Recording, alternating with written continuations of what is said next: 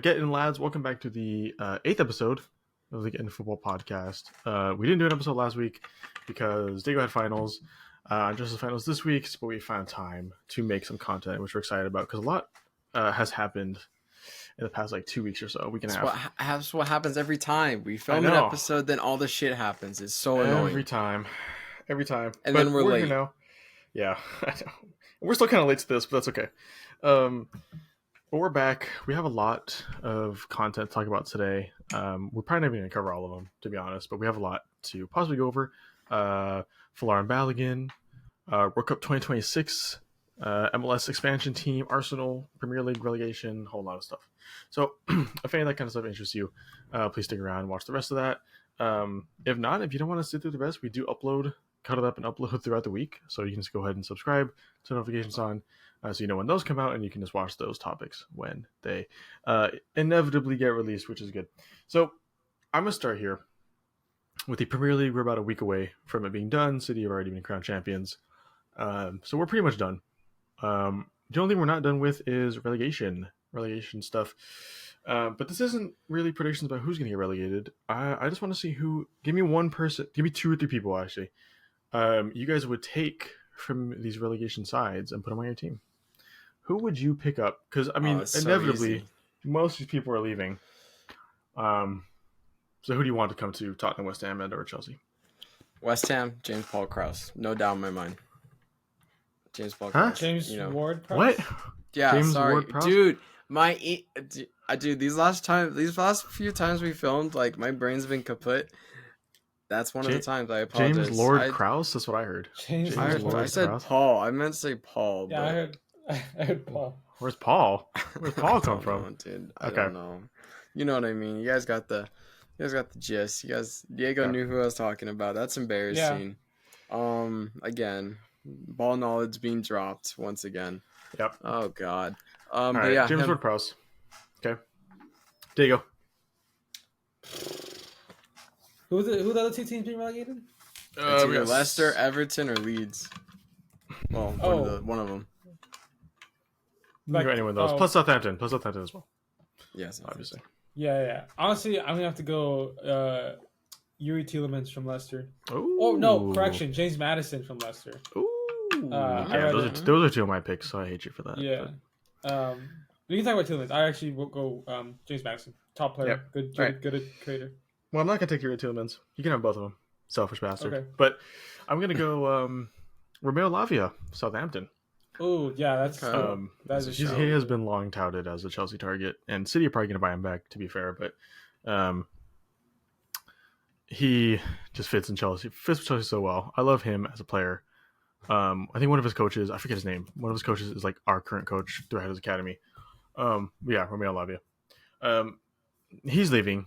James Ward-Prowse is probably leaving. Tielemans got to be leaving. He was linked with Arsenal for a while. I wouldn't be surprised if he goes back there, or of a little bit lower club. James Madison is in no way staying. Pickford probably. Pickford. He has to leave. Pickford, I think, leaves based on need from other teams, not necessarily quality. I mean, he is England's number 1. Yeah, but if you're a Premier League side, you're worrying about how he performs in Premier League, not who he's not his rank in the national side. He is number 1 by default, and Ramsdale is probably number 1 after this season. So that's what I mean. He has not had a good enough season where Chelsea are probably gonna get another goalkeeper. They're not gonna pick up Pickford, things like that. He's gonna go up based off need, and if someone needs him, then he'll go up. Otherwise, he's staying with Everton if they get relegated. I disagree with that one, but I just don't know who would get him. I don't know. I'll take him as a backup for Ariel. I don't know. That's what I mean, though. He's he's not going to be a backup. He wants his game time. So I don't know. He'll go somewhere. I know. I think he'll go somewhere a team needs him, but I think he's still quality. I think he's better than Ramsdale personally, but he's shown his class multiple times. I feel like it's unfair though because he's been on a shit Everton side who's also getting relegated, so you can't really blame him on a lot of things. Yeah, but he's not really been a highlight. Even in a really bad team, he hasn't really been a highlight. How can you when you get 2+ goals conceded against you? Well, yeah, I mean, as a keeper, it's definitely hard, but like that's not like all of the goals conceded weren't defensive mistakes. Like he has made a lot of mistakes, leading to goals and things of that nature. So he's not been perfect. I think he's not out of the blame for Everton's struggles, but he doesn't take the whole blame, kind of thing. All right, that's beside the point. That that was beside the point. We're moving on. I like those picks, very good picks. But you know what? Since we're on goalkeepers, let's keep with the Golden Glove. David De Gea won the Golden Glove for this year, which is primarily based off just clean sheets, and only clean sheets. Meaning the United keeper David De Gea wins, and I think if you watched the Premier League at all this year, you know he does not deserve that. He does not deserve any sort of award at all. He's probably gonna get a new contract too. He doesn't deserve that. But this kind of leads me to ask, like, should we change? Not we, but should they change how the Golden Glove is determined in future seasons, other than just clean sheets, just one stat? Yeah, I mean, it should go off saves. We're talking Golden Glove, not defensive performance. Like, if you really want to like put clean sheet out there, it's usually the defense and as a whole. It's a whole team effort in that back line. The whole 11 really put in a shift to get a clean sheet. Realistically, yeah, the keeper helps for sure, but like getting a clean sheet is always good feeling as a keeper. But it's the saves is a Golden Glove. When you think of that as like the best shot stopper in the league, and David Hay is not that. I forgot who's number one right now. I think it's Diego. I want to fact check this. I want to say it's who is it? Well, I don't know. Yeah, what are you talking about? No, saves wise, like because in the Prem, it gives you the total amount of saves each keeper has, and like someone's at a really high number. It should be based on saves, not clean sheets, because you're the best shot stopper. Yeah, this season. It is. This is not right. Wow. In the time that you explained that address, you could have looked it up. I just want to put that out there. Okay, but David Raya. Yeah, okay, so Brentford's keeper. Solid. Yeah, so he should be. To me personally, I feel like he should be. So for you, it's just amount of saves. Yeah, I mean clean sheet. Yeah, because when I think of Golden Glove, it's the best shot stopper, the best keepers keeping the ball out of the net, and I feel like if you keep the clean sheet should not be the entire thing. Like how David De Gea like won it, but he shouldn't have won it, because he's not the best shot stopper. He's made the best saves this season. But also, I feel like it should take a minor factor into it, but not a huge factor. I still think saves. I mean, most saves also tends to be keepers who play in worse teams because they're facing more shots. So, like Bernd Leno has second most saves, but I don't know if anyone's going to put him above. I don't know. No one has mentioned him since Arsenal. No, Robert Sanchez, the Brighton keeper, who's excellent. He's bottom of this list. Mm-hmm. He has the least amount of saves, but that's because Brighton has an incredibly good defense. Yeah, I feel like unlike the just saves is a very flawed thing. I think it should be taken into account, but I think like what David was explaining, like it just doesn't make sense because you can have 2 saves a game because your defense is really good. Then that means your defense gets rewards, not the goalkeeper. To me, so my opinion. I think it's not just simply statistics. I think this is like a panel. This is like how manager of the year is voted on by a bunch of different people, and whoever gets the most votes, kind of thing. If you're going best goalkeeper of the year, then it should be the same parameters, like player of the year, and things like that. It shouldn't be just a half-assed. Yeah, you're the top of this one statistic. You just here's the trophy, like and. There doesn't necessarily need to be parameters for that. Like for whoever like give it to all the managers, and whoever they think was the best keeper the whole year, then that's their vote, and whoever gets the most votes, that's it. And if that were to happen, David Hay does not get the award by any means. But that takes into account like a lot of different things: save percentage, clean sheets as well. Would take into account quality of team that you play on, kind of thing. I will say though, that David Raya has been excellent this season. I wouldn't be mad if he had won it. No, David Raya, no. At Brentford? Yeah. No, he's been solid. I mean, what did I say? Did I say David Raya? I couldn't tell you. You either said Raya or David Raya. I don't know. Sorry, David Raya has been very good. So I don't want to take that away from him. I actually think he's been very good. But generally speaking, it's going to be a little, I don't know. Clean sheets, saves, just general eye test of how they look. I don't know. It's just it's not easy. Yeah. Clean sheet it's too easy. Clean sheet is too easy to make that a distinction. It's just you're the best keeper just because you led this.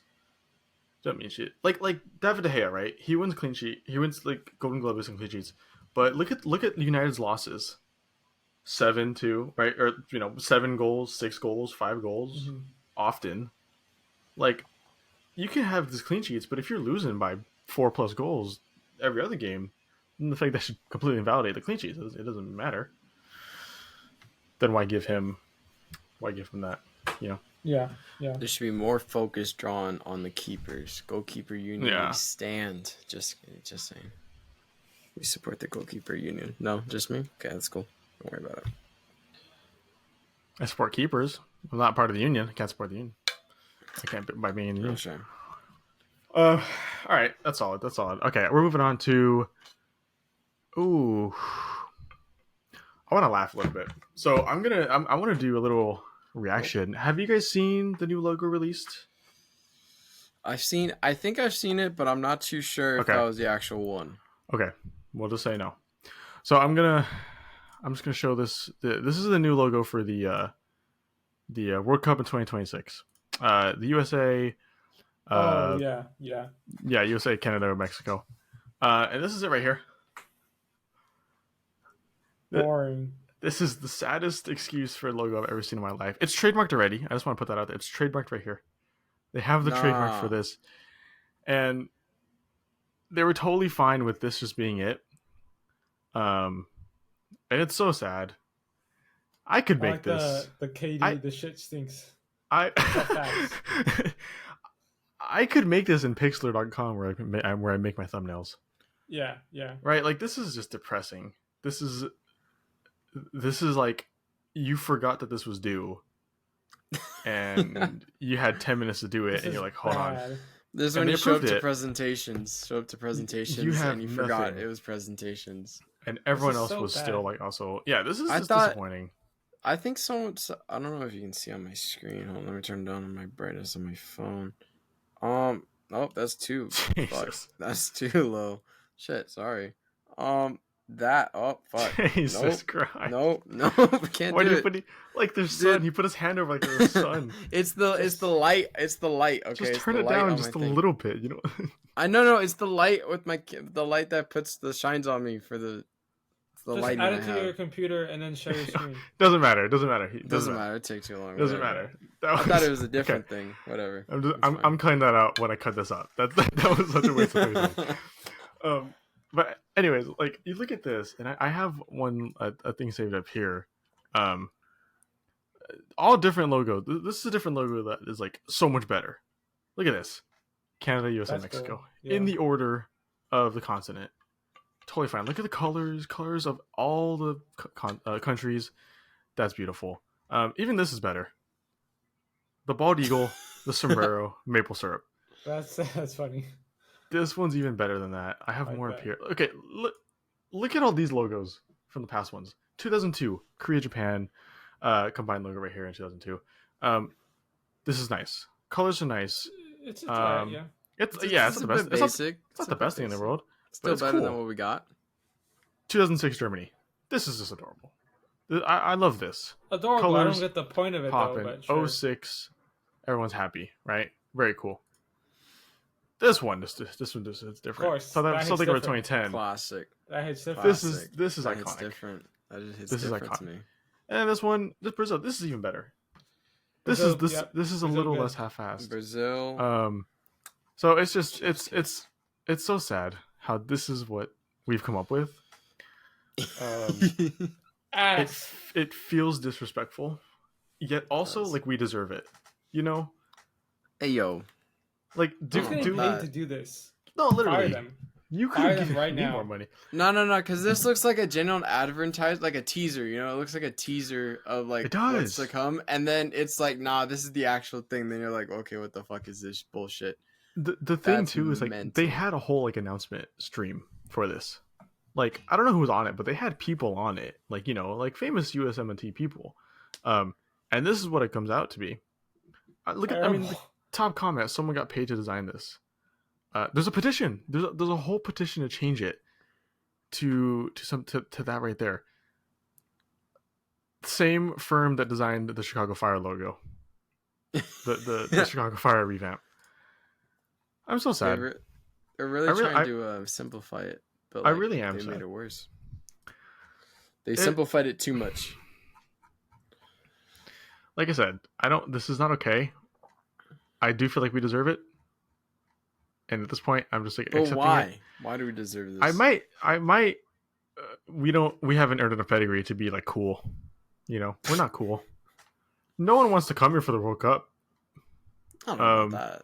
Oh no, I do. If you I'm sorry, this is gonna get dark. After every mass shooting, it follows up English tweets saying, "I don't want to go to the USA for the World Cup." I've seen so many. Oh. Okay, well, fair enough. Damn. Yeah. See, look. Oh, let me share once more. My boy Infantino was on a whole panel for this. Time the trophy has been incorporated into the logo, and it doesn't include any colors of the host nations. This is sad. Can you guys hear that when I played that? Yeah. When I played it? Oh, okay. Yeah. What do we think about it? Do we like it? Hashtag Grade 26. Who is we? I'm underwhelmed. Everyone. Underwhelm's an understatement. A little West Ham shout out there. But like everyone is just... Hey, guess who won that shit? Guess who won that shit? Anyways, that's not the point of it. Sorry. Oh! Yeah. Oh! Okay, is Mr. Sad Boy over there I haven't won a European final yet? All right. Look at this one. Won a European final. Look at this one. Recently. Okay. You haven't won recently either. You haven't won it either. Well, you never know. We might. We have won a European final just a long time 65. ago. It was like 65. Still counts. That's 58 years ago. You're just shitting on Diego for not winning a European final recently. I know, but like we're in one now, so maybe we'll see. I'm not gonna say anything. I don't want to jinx my team. You've already said too much. No, I'm not even gonna say anything. I didn't even say what the result would be. I can wear this to Champions League final and the Conference League final and the Europa League final. Let's go. Italy popping this year. It better be, dude. If we can get Italy sweep, that would go crazy. That would go crazy. I'm just gonna show you guys this other one that's floating around that people want as well. This one. Look at this one. This is beautiful. That's nice. That I like is that. sick. This is beautiful. That's my god, bro. See, Mexico, United States, Canada, United 2026. Mexico things up here. USA right here. Canada down there. Oh my god. That's crazy. And someone made that for free.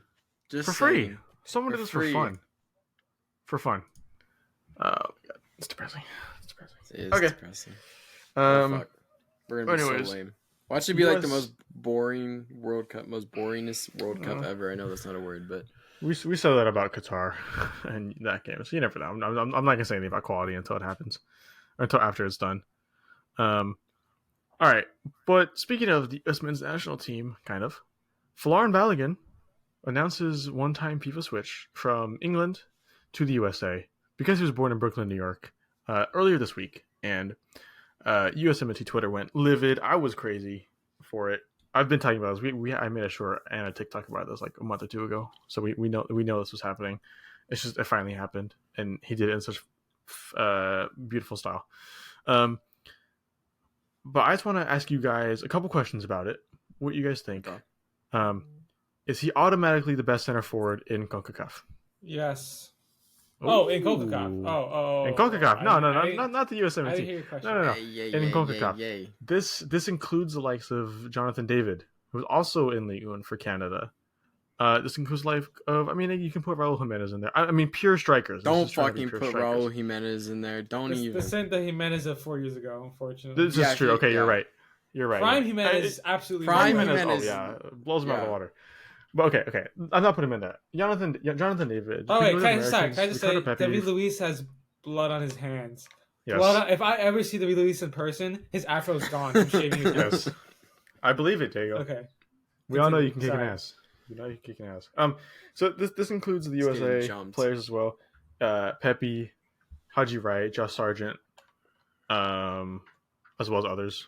Jesus Don't Ferreira. forget the Mexican strikers. No, I know. Hold on. Okay, name them. The strikers. I don't know how to pronounce his name. It's the guy from PSV. That guy. Gonzalez. Yeah. Henry Martin. Santi Jimenez? Yeah, Jimenez. That's his name. I mean, Gonzalez. Yeah. Santi Jimenez. I mean. Okay. Well, there's another guy. He's Gutierrez. Is also on PSV. Right. Henry Martin. I mean, technically Lozano. But these strikers. Yeah, he is. Pure out and out strikers. I know, but I knew you were gonna say Lozano. Vega is also a striker. Okay, proven so let me go back to the Balogun then. Balogun to me is better than all of them. There is. The only one I would probably put Santiago Jimenez close up there. I think Santi Jimenez can be. I just think Balogun is more proven to be. You know, I know, but he did win the. I don't know. This league. This is also the league where Lacazette is the highest goal scorer, and he was asked at Arsenal. So don't get me wrong. He's obviously very good. He's very good. He's easily like top 2 immediately. Yeah. I don't know if you want to put someone there next to him, but he's gonna change the U.S. attack for sure, big time. You also got to remember, international football is so much different than club football, so he may not or he may have a better impact. May or may not, so it depends. You don't know until you actually see it on paper because there's different players surrounded by him. So some players are goated, some players are kind of like not shrink, don't play as well as people expect them to play. So I feel like we'll have to see it on paper as soon as possible. Maybe in the Gold Cup. Who knows? Maybe he'll play in the Gold Cup. Oh yeah, it's coming up soon. Nations League as well. I mean, I think the only comparable CONCACAF. I mean, you could throw Jonathan David in there too, but I think all three have a potential to be elite striker. Jonathan David I keep saying Jonathan like he's Hispanic. Jonathan David for Canada, Balogun, as well as others for the USA, and then Santi Jimenez. I mean, he has been killing it for PSV. Not stat wise on the same level as Balogun, but not many in the world are on the same level as Balogun. And Balogun, if you look statistically, at his age, he's one of the top players. He is in his own group essentially. I just saw some stats on Twitter, but he is in his own group for his age, for his output, which is crazy. But not to take away from Santi Jimenez because he is a big part of PSV. 15 goals in 31 matches, 50 goals and 2 assists in 31 league matches, 5 goals in the Europa League in 9 matches, and 3 goals in the domestic cup in 4 matches. So he's very good as well. But I think currently I'd pick Balogun. I think it'd be hard for many people to not pick Balogun. Easy decision for me. Yeah. Okay, but with no pure bias. I mean, no bias at all. Oh, there goes. With no pure bias at all, I'd pick Balogun. If you just look at the stats, I'm picking Balogun. Again, not to say Santi Jimenez isn't a close second, but Balogun's up there. Okay, but in terms of the U.S. men's national team, however, where does he rank amongst our strikers, and who in the depth chart is below him? Everyone. In order. In order. I don't know all this U.S. strikers off the top of my head. Okay. I have to go to Google. Never mind. Ricardo Pepi, Jesus Ferreira, Haji Wright, Josh Sargent. All right, never mind. I'm taking this opportunity to say it for me because the ball knowledge is lacking, it seems. Jesus Christ. Well, I don't support the U.S. national team, so I don't give a shit. But you support football. You should know these I know, things. but we talked about Pepi before, and he never even got called to the World Cup. So realistically, who knows? Sargent, he's okay. Wait. Back to Pepi. What do you mean? He didn't called up to the. But how does that impact his depth chart? For how does it impact? It does because he didn't get called up, so therefore, who knows where he actually sits? I don't know. He's not really proven in the US national team. This is not what I'm just saying. No. This is not my question. My question is, how do you rank them? How would you put behind them? I guess it goes the new guy first, Pepe second, and then everyone else falls in wherever they want to because they're not going to play. I would put Haji right at the bottom. I think he's probably the least talented out of those. Oh. Even under Josh Sargent, who's been okay in the championship. I mean, neither have been great. Yeah, in my opinion. So Haji Wright's been pretty decent. He scores every other game. Josh Sargent. Yeah, the Turkish thing. Josh Sargent has like how many goals? 13 goals in the championship. That's not bad. True. They play. Josh. Josh Sargent and Hadji I would say are very similar level. Hadji is older too, just by a little bit. Personally, I wasn't like Hadji was okay when I saw him play in the World Cup. I wasn't impressed like too much. I get that he's a bigger striker, so like he has that like kind of size that you may want in case you're playing like crosses into the box, so you can always bring him along. But if we're talking talent wise, I would probably still put Josh Sargent above him. I'd definitely put Ricardo Pepi above him. Who was the other guy? Jesus Ferreira. We were talking about Jesus Ferreira. I don't know about that guy. I don't know. MLS is still the MLS. I kind of need him to move. I know. He's a really good MLS player. World Cup didn't do nothing. That's not saying a lot. Yeah, exactly. Yeah. That's what I mean. World Cup didn't do nothing. I would still play Ricardo Pepi like second behind Balogun. Yeah. And I would still rather go Josh Sargent because I think he still has talent in there.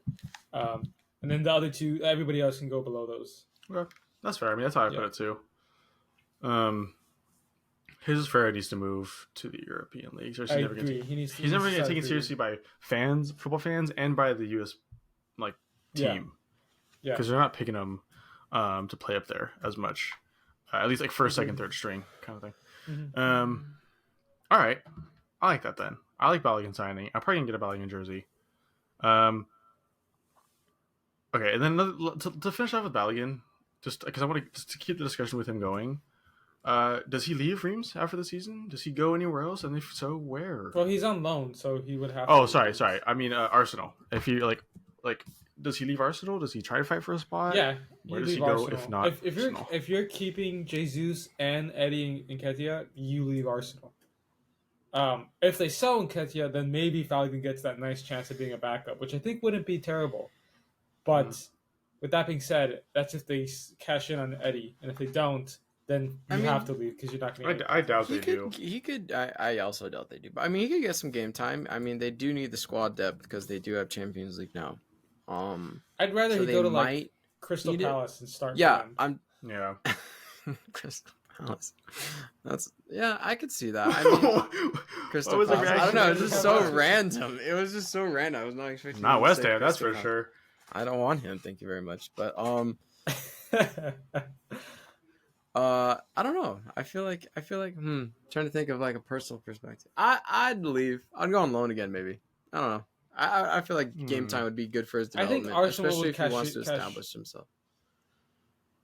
I think Arsenal should cash in on him, and I think they'll sell him.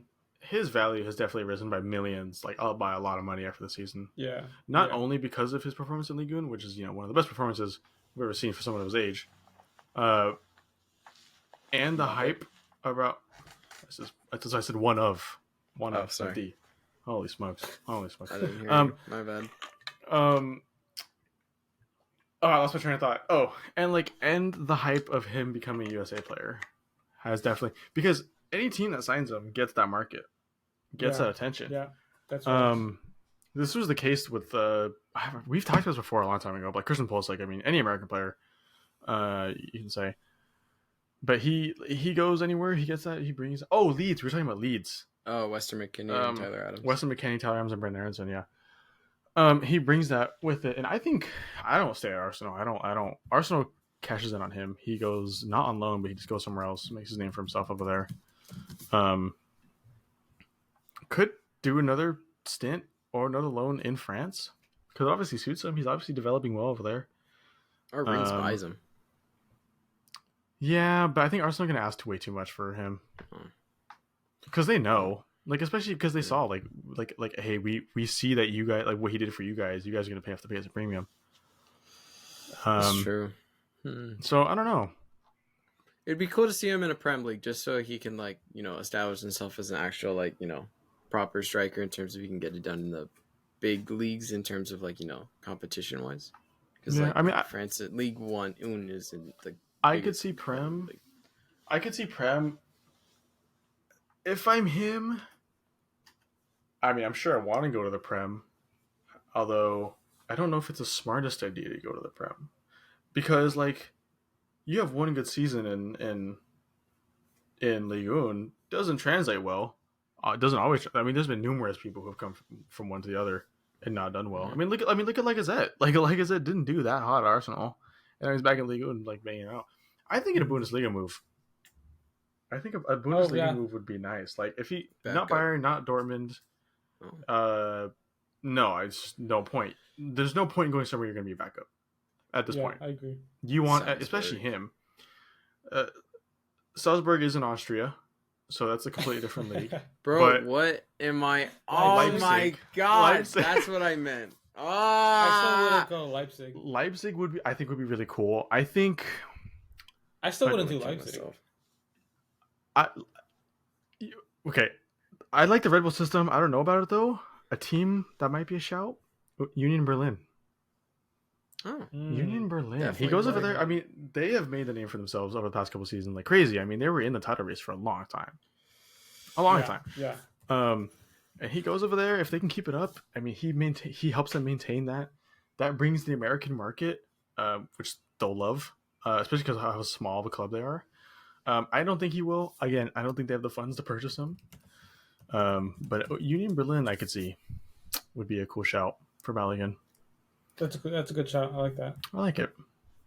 I don't know of anywhere else like in the Bundesliga that I think like. I mean, I'm sure there's plenty of teams you'd fit in and do good at. Leverkusen, I like that as well. I like Leverkusen with Diaby on the wings. That'd be nice. Mean, they had a pretty good run in the Europa League, so yeah, they did decent. But I don't think they're in any European leagues this year because I could see. Yeah, you're right. I'm pretty sure. I could see a Serie A move too. The two leagues I don't think he should go to are Premier or La Liga, just for playstyle purposes. If he goes to Serie A, if he pulls an Osimhen, and like does what Osimhen's doing over there, I don't know what club, but you know, if he could go to a Roma, Jose Mourinho did really good with Tammy Abraham. He's doing pretty solid over there. Yeah. If Osimhen leaves this summer, you could replace him with Balogun. Swap. Well, no, not a swap. Not a swap. No, you know what I mean. Like, but and not replace because he's not going to do the same thing. But and they're different players. But you can bring Balogun in and kind of like nurse him into the Osimhen kind of role that he played. I think that's jumping. I think that's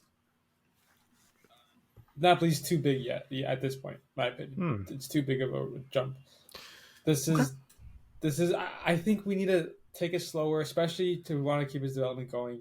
A place at Napoli, you could easily, especially if they want to keep these demands that they're having this season, I think that would be a high demand from him. And I'm not saying he can't do it, but I'm saying it's a little risky on his part. I would rather go somewhere else. Yeah, go ahead, Russ. I was going to say, you don't want to pull a situation where he's hot and then he goes to a bigger club and then drops off, a little bit. Well, I mean, Pulisic isn't really his is a fault completely per se, different. Yeah. But, like, I'm just saying, like, a similar situation where you go big, you start well, and then you start, like, slowly fade away, if that makes sense. Because, like, they bring in other players, you get injured, stuff like that. You don't want to you want to ensure that you're going to be able to have a longevity with the club for a little bit so you can establish yourself and be supported. And you're kind of like their key player instead of, like, wanting to replace you a few times or, like, you get injured, there's someone next, you have to work your way back. Stuff like that, So, like, I feel like you don't want to go too big. I mean, I agree. I almost fully agree. However, I do think. Okay, so with Napoli at least, I don't know how much you guys are keeping up with it. Their manager is really thinking about leaving this summer. Yeah. He leaves. Wouldn't be surprised if Osimhen leaves too, because he doesn't have the manager that made him who he is. Today, Osimhen leaves. Then it frees up Balogun, frees up a new manager, frees up a new play style, that kind of thing.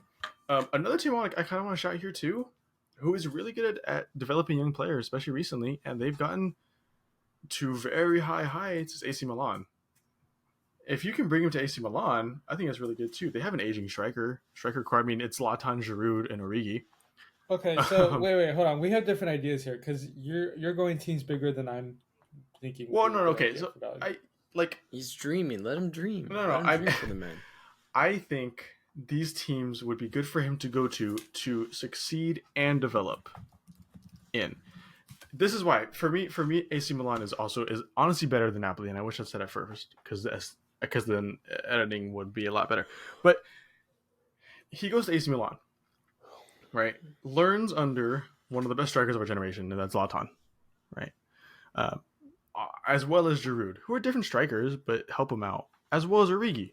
Origi has a lot of experience under his belt. You have Brahim Diaz on the wing, Rafael Leao on the other wing. They might get Christian Pulisic. That is a big name they're looking at getting. That's an American link right there too. So I think maybe not necessarily a starting role right away, but starting role within half a season or a season, and you put him in there. I know it's far fetched, but it's like I'd rather him go there than a mid-table Prem team personally. I'm not against him being a backup at all. It's just a backup that gets playing time, and I think being any team that bets on him to be a starter is going to be taking too big of a risk.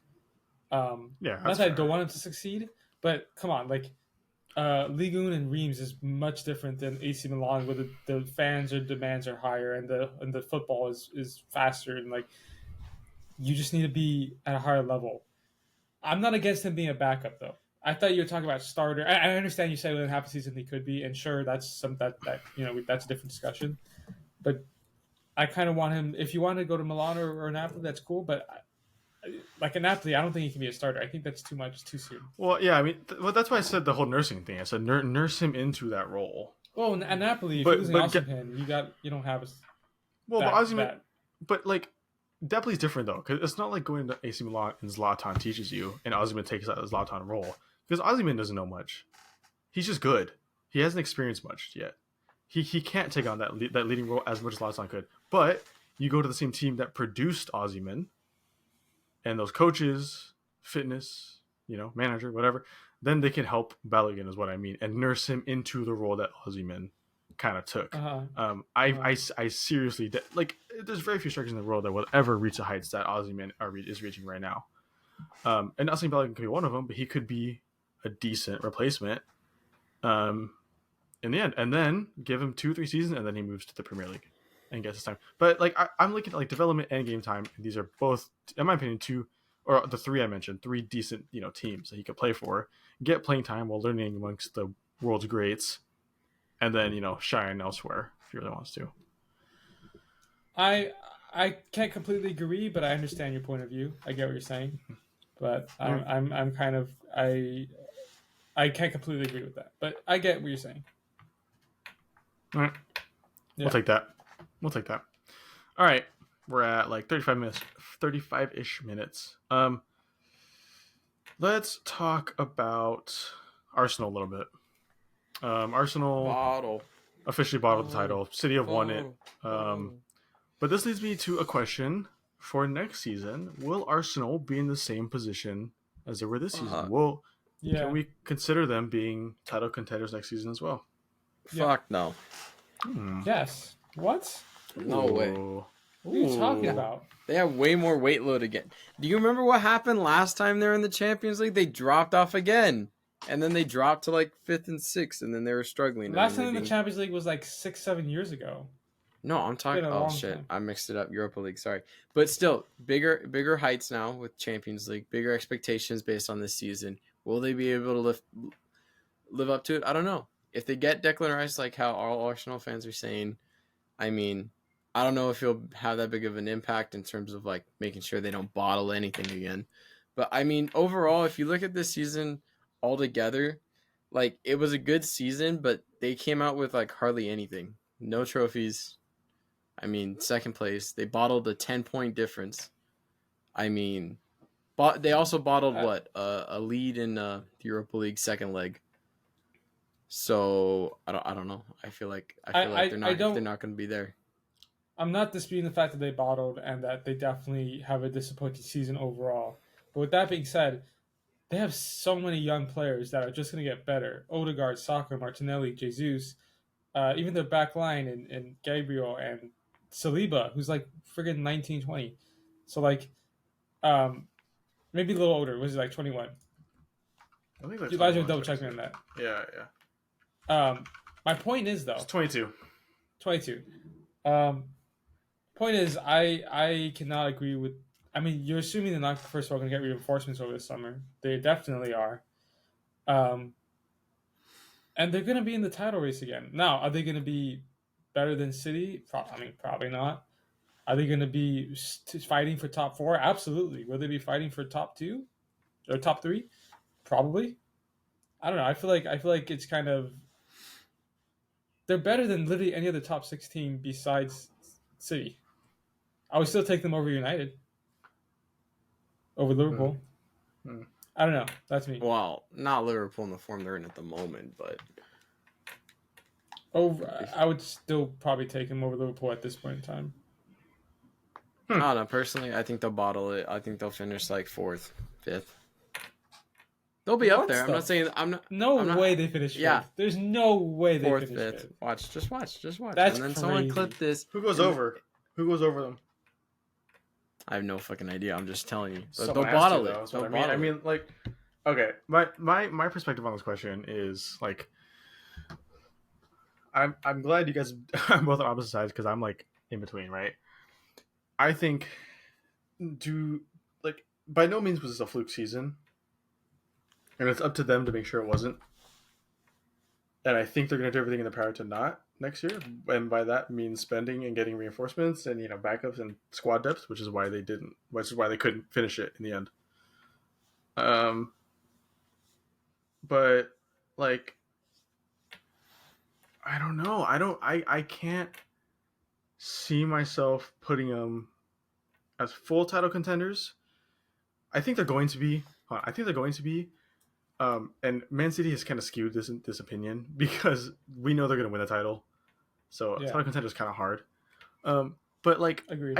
I could see it 3rd or 4th, but that's up to them.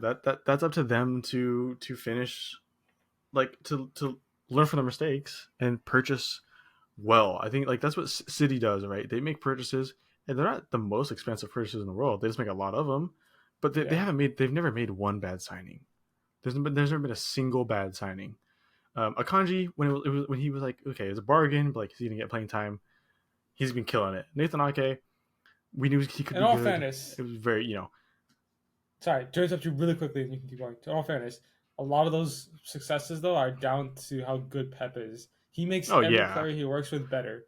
Exactly. I mean, but that's what I mean with Arsenal though. It's like you can get all these, like they have to make the right signings that Mikel or the rest of the team can make better. And that's a lot. They've never been in this position before, or recently, as much as City have been. They haven't had to They haven't been one step away from the top in a long time. So I think they can. Although, I do think United are in a strong position to be up there as well, and I think can go toe to toe with Arsenal as long as they make the right signings and Eric Ten Hag formats the team a little bit better for this upcoming season. They have the potential to do that with the right signings and the right time being put into it. Liverpool has a chance as long as, again, they make the right signings. Newcastle's going to be up there as well. I guarantee it. Tottenham and Chelsea have the chance to be up there. Again, there's a lot more work that has to go into those two. Brighton are not going to be top 4, I don't think, but like they'll be top 6, so it's still competition. Like top 6, top 7, like this will be competition. But like that's what I mean. Like there's a lot of competition to the point where I can't put Arsenal like, hey, they're going to be the title contenders. Like I don't know. I feel like there's going to be a lot more that goes into it, personally, if that makes sense. It's too easy for me to be like, hey, like all depends on what happens in the summer. 5th is, I think, a little bit of a stretch. However, I don't want to say it's impossible. I think if you get the right people injured, like then that's 5th for a long time. If you get the wrong schedule and you go through a period of just where you just can't win, then 5th. Like it's like a lot of different things, of course, and we all know that. We've seen that happen time and time. But this is your argument you're giving is an argument you give to any team. It's not particularly like, oh, this, like, yeah, of course. I mean, they went through a spell where they drew a bunch of games and then bottled it through the drawing. Like, so for me with Arsenal, they were really good this year, and I'm going back to earlier. I don't want it to be a fluke season, right? I don't want it to be a fluke season for them. I mean, I do as a Chelsea fan, but like, they don't want it to be a fluke season, and it's up to them to make sure they continue that form. This is one season. I don't want to put City. You can put up there because they've been this team for 10 years now. You can throw even Liverpool up there because they somehow have a way to come back. Arsenal have had one good season, And although I don't think it's a fluke, I think it's up to them to keep it up. Odegaard could come back next year and be a shell of himself, and that takes away so much. Saka has not ended the year good at all. He started really good true. and he hasn't been good at all in recent weeks. He could do the same thing. What if he does? And so that's what I mean. I need to make sure they are young, but I need to make sure these players, the team itself, can maintain the quality they had this year. And of course, I don't know. That's why I don't want to put a yes or no. But like, I need to see that. If you ask me again in a year, then I can give you a better answer. But like next season, I don't want to say anything. If they sign Declan Rice, I think they'll be in a little bit better shape because you'll get the consistency that they're lacking because he's consistent all year, and you need someone who's going to be consistent all the time. And they're missing a few. Hold on. They're missing a few pieces that are consistent, and I feel like if you bring in some consistent players like Declan Rice and other players, I feel like they'll have a better shot. But I don't want, I'm just saying. I'm just giving. Declan Rice is not the game changer that you're saying. I'm gonna start with that. Okay. Don't get he can be, but just wait. Like he's consistent with West Ham because he's played with the same West Ham team for 5-6 years now. He could go to Arsenal 6 years and to consistently 14th. He could go to Arsenal and not fit in at all in the end. And then it's like, why do you pay for him? That's what I mean. That'd be great because he would come back to West Ham. He would not go back to West Ham after it. Another team would take a chance on him. Chelsea would take a chance on him. Just because he doesn't fit at Arsenal doesn't mean he doesn't fit anywhere else. He can just go anywhere else if he wants to. Please stay, Declan. But one more year. But like he's not. You're right, Diego. Like he's not going to be the game changer for the whole team. No. But there are players that can be. He could end up being a big part. I'm not saying he won't be a big part. Yeah, he'll obviously be. He could be a big part, but he's not. It's not like they get him. They win. They like personally. Yeah, he's not the answer. Like there's a lot. More obviously, answers. if they get him, they become a much stronger. They become a stronger team. That doesn't change that. And they're losing Granit Xhaka. I forget to who right now. Yeah. I think it was, it's Leverkusen. I think. I think it's gonna be Leverkusen. No, I think it's. No, I thought it was Leverkusen. It's one of the two. Is it? Okay, it's one of them. Basically, they're losing Granit Xhaka, so then they're going to be looking for a midfielder to replace him. I think we kind of already know that it seems like Rice will be that guy. I just think like I get what you guys are saying. I just think it's kind of an unfair. Like what you guys are saying is the same for every team, of course. Yeah. The player that did well, what if he doesn't do well next season? Then yeah, it's gonna hurt. Or if this player isn't the same as it was that, or they do this. Like it's just the argument for every team. So I don't think it's that special to be saying. I mean that it just shows that it's all speculation. We actually don't know because it can apply to Arsenal, can apply to anyone. So moral of the story is that they're gonna bottle it. They're gonna get 4th or 5th, and that's just final right there. There's no more. That was not a moral story. I think for you're right, Diego. Like you can say that for anyone, but I think Arsenal for me it's like a little bit more because I think Arsenal are more of a team than like you take away Wilfried Zaha from Crystal Palace. That's a big part of their thing, right? Part of their attack. You take away Rashford from United for those seasons. That's a huge part of their attack, right? I feel like Arsenal, you can take away a player or two and they'll still be okay. But like, that's a lot of players. That makes them better. No, it does. It definitely does. But I mean, but there's a lot of players who've had one good season, which is what I mean. And they all had good seasons together. And let's say they don't do as good next season, but 4 or 5 players, that's a big part. That's what I mean. That's a bigger chunk. If it was just one player that had a breakout season, let's say Haaland. I mean, he's going to be consistent, but let's say Haaland has a really good season and he scores 5 next year. Like City, that's fine. Like City have the depth, whatever. They'll be okay. It's gonna suck, but like Arsenal don't have the one key guy. They have a lot of key guys, and if a lot of key guys don't do good, then that's a big problem. I know, and I understand what you're saying, and like you obviously a good example is Saka, who's dropped off a bit, but at the same time, Saka is still so young. This happens to so many young players. They have that rough patch, and that's okay. I already know he's gonna come back improved and better. And he'll be even scarier to face. It's like I don't doubt that, and I understand that you said that's a factor, and that's fine. But that's why I don't think that's a factor for me, and why I think like Saka's just gonna get better and better, and prime Saka is gonna be, as long as the injuries don't ruin him in any way, he's gonna be a scary player. I think that's what I mean though. Like, I don't doubt that. Like, I think all these players are going to do good. I just mean like in the case that they don't, in the case that this was a fluke season, then it's a big thing. Of course, that we don't even know. Like, that's so many things could impact that, right? Like, so many things. Look, Dele Alli. We thought he was going to be the guy, and then yeah. If he stays at that level, Tottenham wins something. That's like but practically that's attitude guaranteed. issues. No, but that's what I mean, though. Like, anything could happen with these players, and that's why it's all speculation, of course. But that's what, like, that's why I don't want to say it's a sure. Hey, they're going to be back up top again. I'm sure they will. I believe they will. I just think I feel like there's a lot more to consider when thinking about it for me to just be like, yeah, guarantee.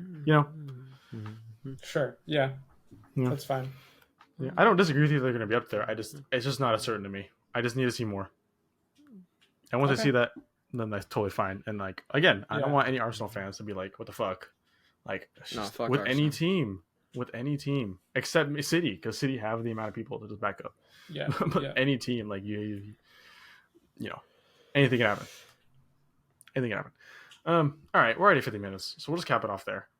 But I'm gonna try to do more TikToks of like our content, not just recaps, because they're, I don't know, just a variety purposes and stuff. So spice it up. Yeah. So if you want content regarding that, consider subscribing. Follow our TikTok. It's in the link, or it's in our bio, description. There we go. That's the word. It's in the description for every video. And yeah, hopefully we can see you guys at episode 9. Do you guys got anything more you want to say? Oh, thank you guys for watching. Hope you guys enjoyed. Please like and subscribe. Follow our TikTok page like Elijah said. And peace.